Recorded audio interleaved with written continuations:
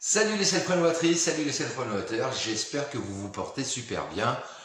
On a vu dans la dernière vidéo comment faire des petites bandes droites en seulement 2 passes. Maintenant c'est parti, je vais vous montrer comment je fais des bandes d'angle entrantes et sortantes. Donc on se retrouve dans notre petite salle de douche où je t'ai montré comment on faisait des petites étagères à rail montant placo. Si tu n'as pas vu cette première vidéo comment on fait des bandes droites, allez, cadeau, va regarder ça, tu vas voir, tu as tous les bons conseils pour faire de la bande droite. Donc je vais revenir vite fait sur le matériel, etc.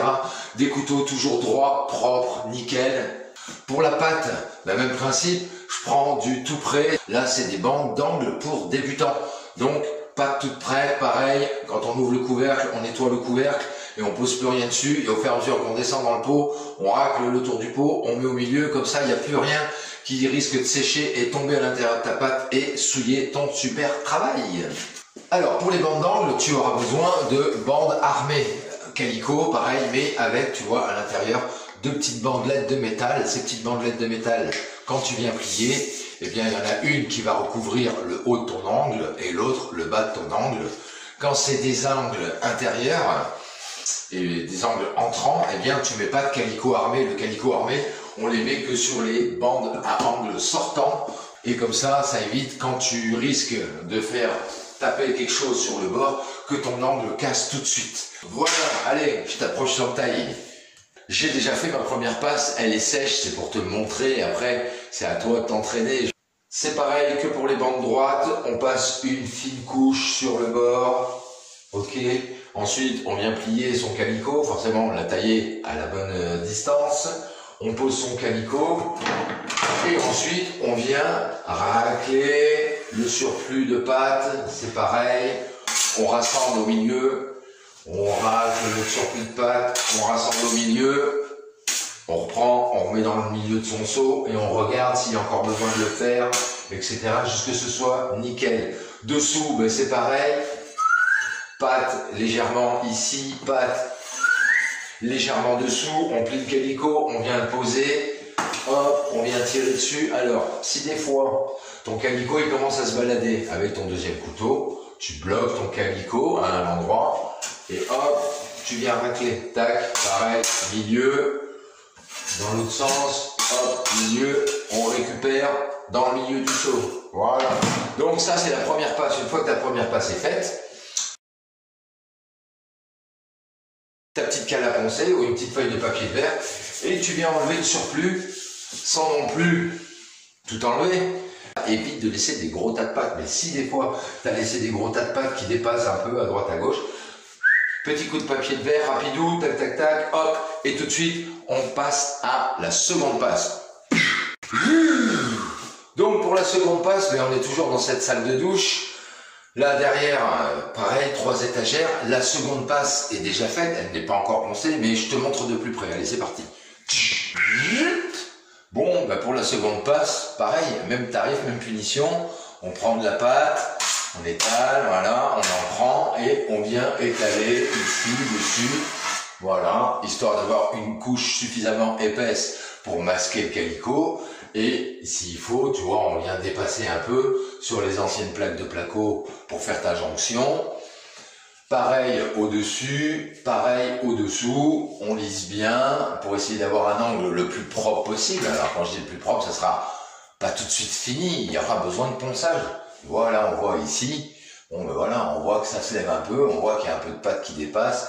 Là c'est pareil, ça dépasse, là aussi. Donc voilà, et ensuite, petite cale à poncer, et on va venir chercher à faire disparaître tous les surplus de pâte, que ce soit dans les angles. Alors là, je prends la petite cale à poncer parce que c'est si on veut travailler droit. Voilà. Mais c'est pareil, quand tu as travaillé sur des endroits comme ça, où là mon placo est incliné par rapport à mon étagère, eh bien, je vais être obligé de prendre du papier tout seul et venir ponçouiller tranquillement. Donc pareil au-dessus. Voilà. On va chercher à ce que la bande soit complètement bien plate, qu'il n'y ait plus rien qui dépasse, qu'on sente plus de différence entre le placo et la pâte qu'on a rajoutée à cet endroit-là. Donc on fait ça devant.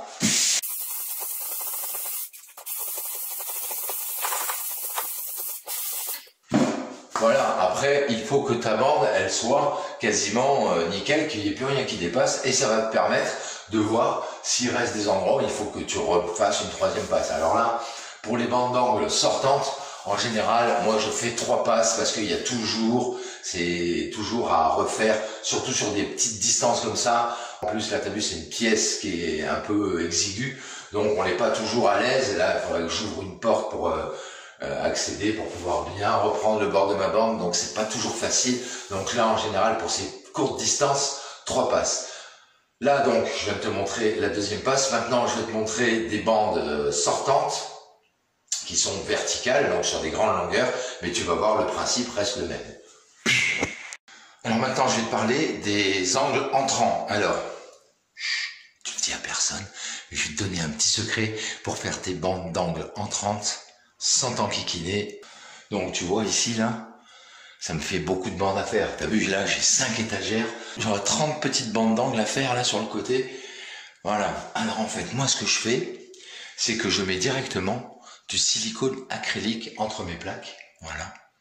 Alors, ça gêne en rien à la solidité du travail, ni à la qualité du travail. Forcément, faut que tes plaques soient bien coupées. Mais regarde, tu vois, le joint acrylique, là, ça dit rien. Regarde, au fond, pareil. Là, ici, pareil. Là, regarde, celle-là, elle est déjà peinte, tu vois. On voit pas. Là, c'est peint. On voit rien du tout. On voit aucune différence entre si c'était une bande ou si c'est pas une bande. Alors maintenant, je vais te montrer mes petites bandes d'angle terminées avec la peinture. Et comme ça, tu vas voir que même avec le silicone acrylique sur les bandes entrantes, il n'y a aucun problème. C'est propre et ça ne se voit pas. Bon, allez, je t'emmène dans cette petite cuisine. Donc, le placo, c'est fini. Donc, tu vois, mes petites étagères d'angle, puis tu vois, tour de fenêtre. Donc, il y a de la bande sortante. Après, les angles de cloison. Voilà, là, ici, tac. Après, là, ici, là. C'est pareil, là, regarde. Voilà, tu vois, on voit rien du tout. Alors, si tu vois une petite différence de couleur, c'est parce que, on peint un rouleau, hein, forcément. Et puis après, d'abord, on dégage les angles à la brosse. Et ensuite, on peint un rouleau. Mais quand tu arrives au bord, là, avec le rouleau, même si tu as dégagé les angles, des fois, il y a des petites traces. Donc, il faut que je remette une petite couche de peinture sur mes angles. Mais regarde, bande entrante, silicone. Là, ici, calico. Là, j'ai pas eu le choix. Là, il faut mettre du calico. Là, ici, sur mes petites étagères, calico. Mais les bandes entrantes à l'intérieur, voilà, c'est du silicone acrylique. Ça marche très bien. Et je peux même te dire qu'il y a des professionnels qui font ça quand ils ont, dans des lotissements ou même dans des immeubles, ils ont 15 à 20 appartements à fournir. Je peux te dire que les bandes d'angle entrantes, ils les font au silicone acrylique et ils repeignent et ça pose aucun problème. Donc là, ici, je ne vais pas m'enquiquiner, la bande elle n'est pas ouf, parce que tout simplement ici, il va y avoir une tablette en bois, et ici, il va y avoir du carrelage avant mon évier sous plan et mon plan de travail. Donc forcément, là, quand tu peux gagner du temps à pas te casser la tête, te casse pas la tête. Donc bande au plafond, là c'est de la bande plate, on voit rien du tout, bande droite. Et c'est la fameuse technique avec mes 2 passes, ça suffit largement. Regarde au plafond, on ne voit rien, rien du tout. Et même au mur, là ici, les bandes droites, tu peux regarder, hein, les bandes sur le mur, on ne voit rien. Rien du tout. Voilà, et donc voilà ce que je peux te donner sur les bandes. Tu vois, je suis pas un pro, je suis pas un débutant non plus, mais avec l'expérience, à force, avec le temps, tu vois, mon petit tour de porte aussi là-bas. Bon voilà, c'est pas non plus porte de service, voilà, petit tour.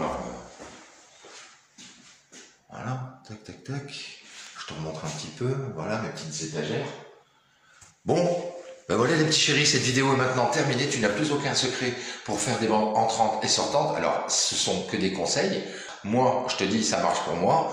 Donc voilà les petits chéris, je vous embête pas plus. Merci beaucoup d'avoir suivi cette vidéo. N'hésitez pas à vous abonner, à poser des petits pouces vers le haut, à me poser des petits commentaires ici en bas. Et comme je vous le dis toujours, pense à la récup, c'est hyper important, c'est le nerf de la guerre. Soyez inventifs, créatifs et ingénieux, surtout restez-le. Et prenez bien votre temps pour tout le temps faire de votre mieux, des super bons boulots. Et je vous dis à bientôt pour une nouvelle vidéo de Reno. Salut les leaders.